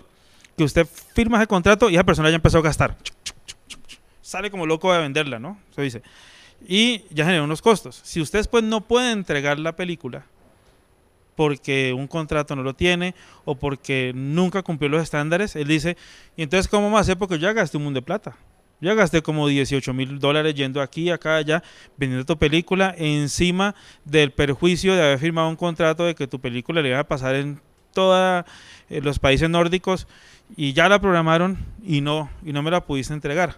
Entonces, cuando uno firma ese contrato, uno tiene que estar seguro de que su película sí va a cumplir con los estándares internacionales de distribución.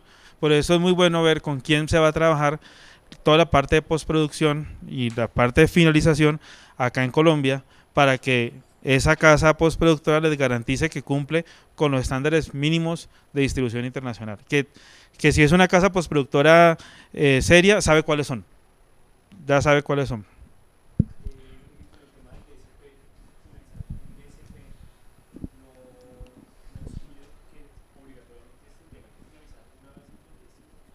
Depende del acuerdo que ustedes hagan con el agente de ventas y depende de la película. Si la película tiene cara que es muy comercial y que la van a poder colocar en muchas salas de cine a nivel internacional, probablemente sí le exijan. Uno por lo general no tiene ese problema. ¿Por qué? Porque las películas que uno hace aquí en Colombia con ley de cine, FCC y tal, son películas que uno siempre incluye la copia en 35 milímetros y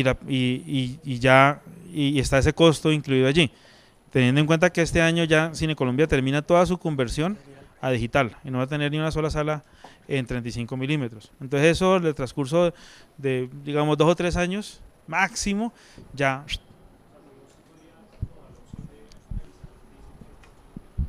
Sí, claro, sí. Bueno, sigamos porque aquí vamos como a la mitad y tal.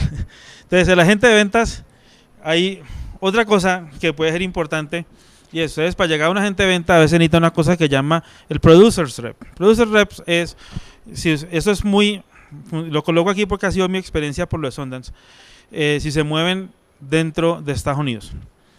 El negocio del cine, siempre esta pregunta de todo el mundo cae, ¿cuál es la profesión que maneja el negocio del cine en el mundo? Uy, ¿quién dijo? Pues ya sabía la respuesta. Son los abogados. No son los directores, no son los escritores, no son los actores, son los abogados. Porque el cine, que se trata de una transferencia de derechos de propiedad intelectual. Y eso lo administran los abogados. Entonces, si ustedes han visto cómo es un contrato con Europa, con europeos, y cómo es un contrato con norteamericanos, van a ver que hay como 30 páginas de diferencia, ¿no? Los europeos lo firman todo en 3, 4 páginas, los otros necesitan 25 páginas. Entonces, si ustedes van a mover su película fundamentalmente en el mercado norteamericano, muy probablemente van a necesitar, a todas esas reuniones, estar acompañado de un abogado que en el medio del cine se llama el Producer's Rep, y esa es la persona que va a estar a ustedes allí diciéndole, no firme tal cosa, negocie las cláusulas, porque son contratos que son imposibles de leer por lo largo y por lo complicados. Y todos estos son los que juegan en el tema de los festivales y mercados. Y probablemente si ustedes abran en un festival importante, van a necesitar otro elemento que juega allí, que es un publicista, que es el encargado de que su película vaya la gente a verla y hagan los reviews en los festivales. Los reviews es que la película se presenta, la programan, la película se presenta en el festival, y una vez que se presenta, al día siguiente todo el mundo va a leer en Variety, en Hollywood Reporter, en estos medios qué dijeron de la película y si vale la pena salir a comprarla o no vale salir la pena comprarla. Pero si usted es una película entre 70 películas, pues de pronto vale la pena tener a una persona que vale entre $7,000 y $15,000 para que haga que de verdad esas cosas se escriban. Porque ustedes tienen como menos 2 o 3 oportunidades.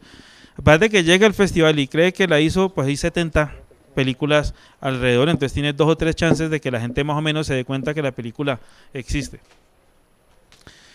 Para poder hacer la película, el productor reúne 2 cosas. Por un lado, recursos, porque me pareció importante mostrar todo esto, porque ahorita ya vamos a armar el presupuesto y es entender uno para dónde va con la cosa. Y uno reúne recursos ¿de dónde? De proveedores de servicios, alquiler de equipo, de alojamiento, alimentación, transporte, tal, profesionales, o sea, del asistente de tal cosa, el director de fotografía, el actor, y recursos financieros, bien sea, y los recursos financieros vienen de 5 fuentes, fundamentalmente. fondos de apoyo, todos ustedes que han aplicado el FS, preventas es cuando un distribuidor o una canal, una ventana, compra la película sin que la película se haya hecho previamente. O sea, yo no sé cómo va a quedar eso, pero tenga ahí $100.000 y tales y se los doy ya. Eso se llama una preventa. No es que los den ya, realmente, ¿no? Pero supuestamente sí. Coproducción es una forma de financiar la película, donde tengan en cuenta una cosa, siempre o no siempre, en términos generales, una coproducción sube el presupuesto. Si la película vale 100 pesos y alguien va a decir, yo entro y pongo el 20% de la película, por lo general la película va a subir algo de costo. Mínimo, porque hay involucrados unos tiquetes aéreos y tal, y si es con un país donde los salarios sean más altos, pues va a subir y tal. Entonces tengan en cuenta de que si ustedes tienen su presupuesto que vale 100 y X país, Francia, le va a colocar 20, listo, ya financié 20, pues la película ahorita cuesta 120, entonces no hicieron nada, ¿no? Entonces siempre tengan en cuenta de que las personas vayan a cubrir porcentaje de su presupuesto más el incremento que significa hacer una coproducción.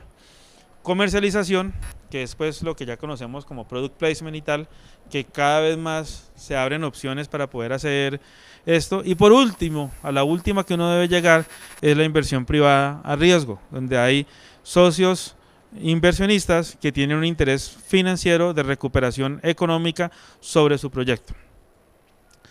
Y por otro lado, lo que el productor adquiere, además de unos recursos, son unos derechos. ¿Unos derechos de quiénes? De propiedad intelectual, por ejemplo, el compositor, los actores sobre su imagen y sobre su creación intelectual, los jefes de departamento, acuérdense muy claramente de quienes hacen producción intelectual. Un sonidista no tiene transferencia de producción intelectual, un operador de cámara sí, ¿no? El contrato con un operador de cámara hay una transferencia de propiedad intelectual porque él se le paga por crear un cuadro, tomar una foto. Les hagan de cuenta si un fotógrafo tiene o no tiene propiedad intelectual, sí, entonces porque un operador de cámara no. Claro, toma 24 fotos cada segundo. Entonces él, en nuestro esquema 35 milímetros, él tiene también una cláusula de cesión de derechos de propiedad intelectual. Y obviamente el director y obviamente el guionista, y si hay una obra previa, anterior, un libro, un cuento, lo que sea, sobre lo cual se construyó el guión, tal. Entonces el productor reúne todos estos derechos y reúne todos estos recursos y con eso hace una película, y con esa película empieza a buscar las diferentes formas de cómo puede llegar a las diferentes pantallas en su territorio y en otros territorios.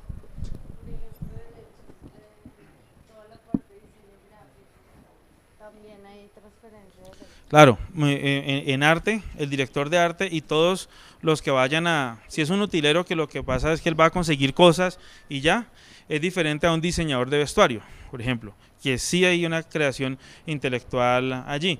Yo lo que hago es que le meto una cláusula a todo el mundo y pan, quedó. Si hay alguna, obviamente el director de fotografía tiene su cláusula allí, pero el jefe eléctrico lo más probable es que no, pero lo meto allí. Además incluyo también derechos sobre su imagen, porque si yo voy a hacer un detrás de cámara allí y está saliendo el jefe eléctrico allí y dice, venga, es que usted me pagó a mí, fue por mis horas de trabajo, pero usted no me pagó a mí por mi derecho para que usted usara comercialmente su detrás de cámara. Entonces usted me pagó por mis horas de trabajo para que nadie se electrocute, y nadie se electrocutó. Por lo otro no me ha pagado. Entonces dice, no, hay una cláusula que dice que yo puedo usar su imagen en cualquier obra derivada de la película para uso comercial. Entonces le meten ahí a todo el mundo. Bueno. Diego, sí. Cuando quieras hacemos una pequeña pausa, cuando tú digas. Listo, voy a explicar esto de tema de ley de cine muy rápidamente. Muy rápidamente, de cómo funciona, que me parece importante. Para ya ahorita hacemos pausa y entramos al tema de presupuesto. Ahorita ustedes saben que tenemos dos leyes de cine, la ley de cine 1 y la 2. La ley de cine 1 es la 814, el 2003. Es la ley que está bajo el Ministerio de Cultura, que tiene un propósito fundamentalmente cultural y de creación de patrimonio cultural en Colombia, y por eso busca fortalecer la cinematografía colombiana como una expresión manifiesta de nuestra cultura. La ley 1556 del año pasado está bajo el Ministerio de Comercio, y lo que está buscando es generar ingresos a Colombia, aumentar las posibilidades de empleo, la atracción de divisas internacionales, y por eso son dos cosas que desde su origen tienen concepciones completamente diferentes. Ahorita vamos a hablar, un proyecto colombiano puede decidir irse por alguna de las dos leyes, la 1556 y la 814. Esto es cómo funciona la ley 814. En la ley 814, estos son los jugadores. Está el productor de la película, que es quien ostenta todos los derechos de la película y que tiene la capacidad de transferir esos derechos. Es como mi definición de... Yo tengo dos definiciones de productor. Una es la persona o empresa que ostenta todos los derechos, que ha reunido todos los recursos y que tiene la capacidad de transferir esos derechos a quienes los vayan a distribuir en el mundo. Esa es como una. La otra de productor es aquel que tiene la mayor posibilidad de irse para la cárcel en una película. Es la otra. Porque es el que firma todo, es el representante legal y es quien le responde a inversionistas, al gobierno, a fondos, a todo el mundo acerca del ejercicio económico y legal del proyecto. Este es el productor. Otro elemento que juega allí es la fiducia, entidad fiduciaria. El presupuesto de la película lo coloco como algo aparte, pero está ligado al productor. Está el inversionista donante y está la dirección de cinematografía, que es la oficina del Ministerio de Cultura que se encarga de los temas de cine. Entonces, ¿cómo funciona la ley de cine? Ustedes tienen un proyecto, ahorita, para los que no sepan, hubo un cambio en toda la regulación de ley de cine, ya eso salió, está publicado, está funcionando. Antes había una categoría, ahorita hay 3 categorías para aplicar, dependiendo del tamaño del proyecto. Hay una que es automática, que es así como lo dice el nombre, automática, otra que es la normal, se llama ordinaria, y otra que es una especial para presupuestos más grandes y proyectos pues, de mayor envergadura. Entonces el productor tiene su proyecto con todas las condiciones que pide la dirección de cine y lo presenta a la dirección de cinematografía. Ellos hacen una evaluación técnica del proyecto y lo que tienen que mirar son varias cosas. Primero, tienen que garantizar de que es un proyecto colombiano, que pueden darle la nacionalidad colombiana porque eso es una función estatal y que el Estado la ha delegado al Ministerio de Cultura. Ellos son quienes dicen, este niño es colombiano. Y para eso hay que cumplir unas condiciones que están explicadas en un decreto. Eso es como lo más importante que hace la dirección de cine. Segundo, ellos miran la viabilidad técnica y financiera del proyecto. Dicen, piden un plan de rodaje, lo miran, sí, pues si eso tiene cara de plan de rodaje, está bien armado, tiene sentido, tiene coherencia, miran el guión. Ellos no van a decir, venga, este guión está muy malo, o venga, ¿usted por qué está hablando de este tema? Ellos no se meten en temas de contenido, sino de si hay un guión. ¿Qué es un guión para hacer una película? Si hay un presupuesto, si hay las cosas normales que ellos están acostumbrados a ver y que determinan esto sí es un proyecto cinematográfico armado dentro de los estándares colombianos. Y una vez que ellos hayan mirado todo eso, emiten un documento que se lo vuelven a uno, que se llama la Resolución de Reconocimiento como Proyecto Nacional, que es un documento de 5 páginas, de las cuales la primera es como los enunciados y las otras 4 son el presupuesto de la película. Esa es la resolución. Con esa resolución, ustedes se van a la fiducia y le dicen, mire, yo ya tengo la resolución, ahora sí estoy en capacidad de recibir fondos de inversión o donación para cine y por lo tanto podemos hacer un contrato fiduciario. Entonces abren un contrato fiduciario en el cual abren un encargo fiduciario o un patrimonio autónomo, que son los dos mecanismos que tiene la ley. Abren alguno de estos dos mecanismos y están listos para decirle, señor inversionista, yo soy el productor, tengo todos los derechos sobre esta película, la dirección de cinematografía ya me ha reconocido mi película como proyecto colombiano y tengo un contrato con la fiducia y allá está X número de cuenta donde usted puede colocar su plata. Entonces el inversionista llega y dice, listo, convencido, pongo el dinero y ya con el dinero allá ustedes le dicen a la fiducia, oiga, pague al director de fotografía, pague esta locación, páguele a este actor, y es la fiducia quien debe hacer los pagos a los terceros que están allí en el presupuesto y hacen unos pagos a la empresa, porque son pagos pues, a la empresa, y unas platas que se le entregan a la empresa en efectivo para compras menores, como una especie de caja menor, que pues, sobre todo es como para las cosas de arte, ya del rodaje y de alimentación y ese tipo de cosas. Y cuando se legalice todo eso a la fiducia junta todo eso, no lo legaliza y la fiducia emite directamente a la Dirección de Cinematografía una certificación. Inversionista o donante por donante, inversionista por inversionista, donante por donante. Este señor me dio 100 pesos y estos 100 pesos fueron gastados así. Tun, tun, tun, tun, tun, tun, tun, tun, tun. Y la fiducia y la empresa tienen que tener todos los soportes de todos y cada uno de los gastos. Y en cualquier momento les puede llegar a ustedes una auditoría para revisar que todos esos gastos se hicieron de acuerdo como lo señala la ley y como ustedes lo presentaron ante la fiducia y como la fiducia lo presentó al Ministerio de Cultura. El Ministerio de Cultura, la Dirección de Cine, revisa todo eso, puede llamarlos a preguntarles cosas, explíqueme esta cuenta por qué, explíqueme tal cosa, esto está bien, esto no, y una vez que tienen todas las dudas claras, ellos emiten y se le entregan al inversionista el certificado de inversión cinematográfica o el certificado de donación cinematográfica. Entonces, quería explicarlo como a la velocidad de la luz. No, uno decide si se mete o no en ley de cine.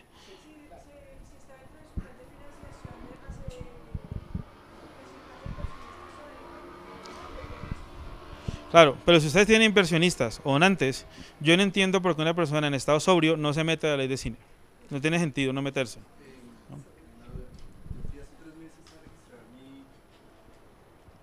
Yo me acerqué al ministerio hace 3 meses para registrar mi proyecto como proyecto nacional. Hay algo que ellos piden, es tener el 10% del valor total de la película en una cuenta bancaria, que eso es como lo más complicado, porque digamos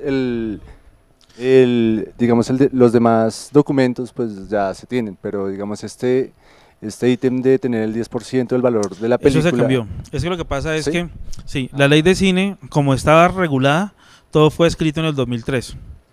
Para una cinematografía del 2001 o 2002. Muchas cosas han cambiado en estos 10 años.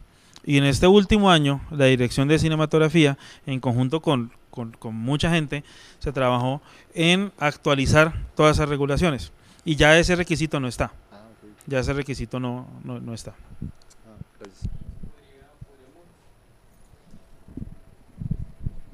Pues la parte de la ley de cine lo que, pues, siempre me ha interesado, pero digamos que en la parte de la aplicación real de la fórmula del descuento del inversionista y el donante es donde siempre uno se pierde un poco, incluso con la contadora. Nos hemos puesto como en la práctica, pero digamos, no sé, ahí como tiene como sus... ¿Vos tenés ahí un Excel? ¿Podemos abrir? ¿Cómo funciona lo siguiente?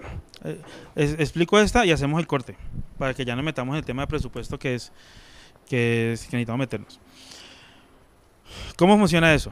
Una vez que ustedes que la Dirección de Cine le ha entregado al inversionista o al donante esa certificación lo que hace son varias cosas. Uno, el contador de la empresa la lleva en sus libros y la causa en este momento era al 125, ahorita es al 165%.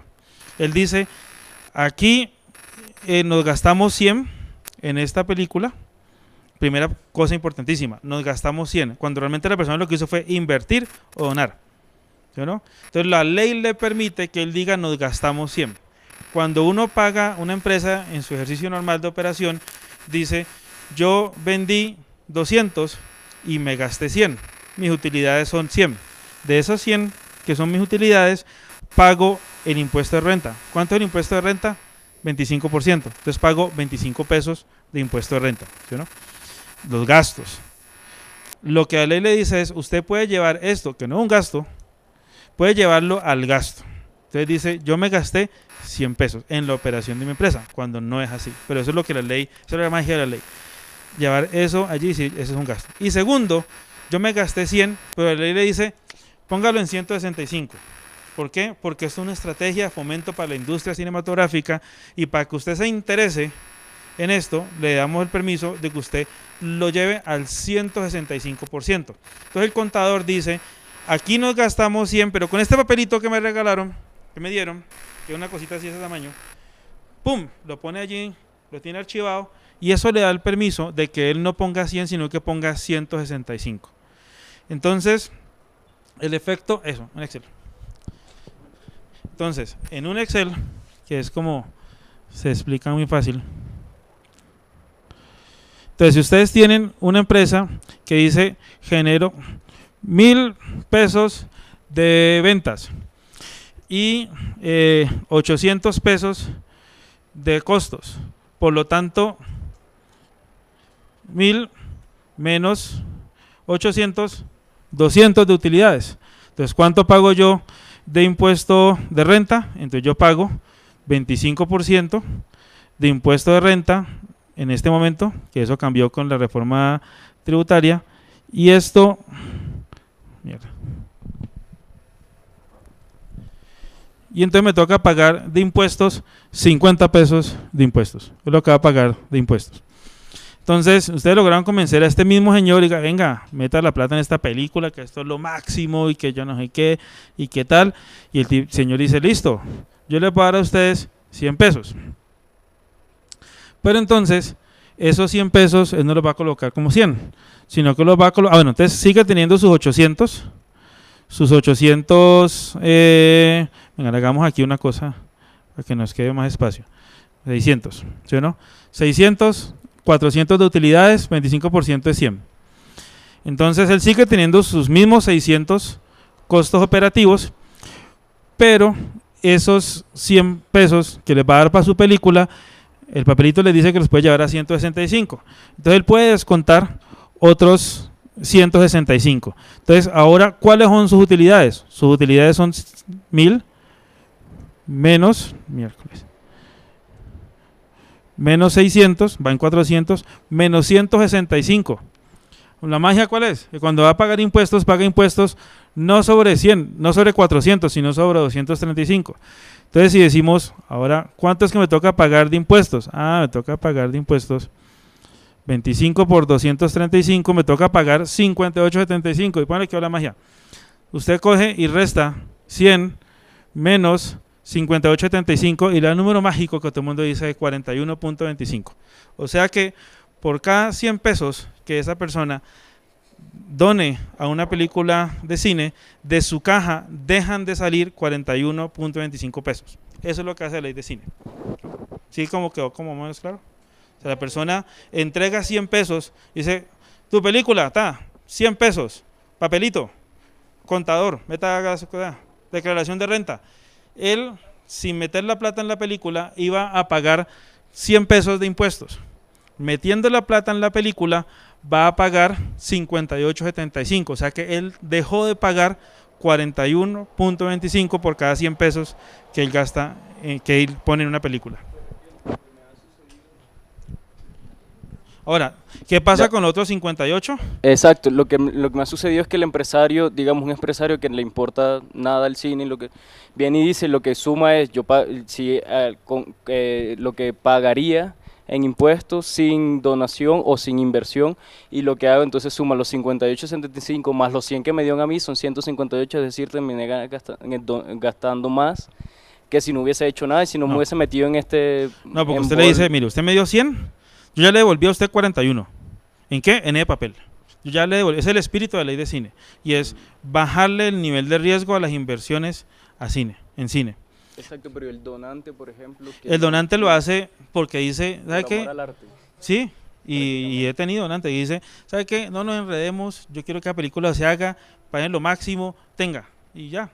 Y usted me trae mi papel y yo siempre tengo un presupuesto, porque a veces muchas empresas dicen, yo tengo un presupuesto de X cantidad de plata para regalar al año, para donar por mi responsabilidad social o por lo que sea, y este año decido regalársela a usted. Y no me enrede que con inversión, que yo no sé qué, mi beneficio es mi beneficio tributario y el saber que esa película quedó hecha. Eso nos pasó en Todos tus muertos. Alguien nos dijo, mi beneficio es saber que eso va a haber gente contando lo que ustedes quieren decir allí. O sea, entonces, eso es por un lado. ajá. Por el otro lado, cuando la persona es inversionista, entonces usted le dice, mire, usted me dio 100 pesos.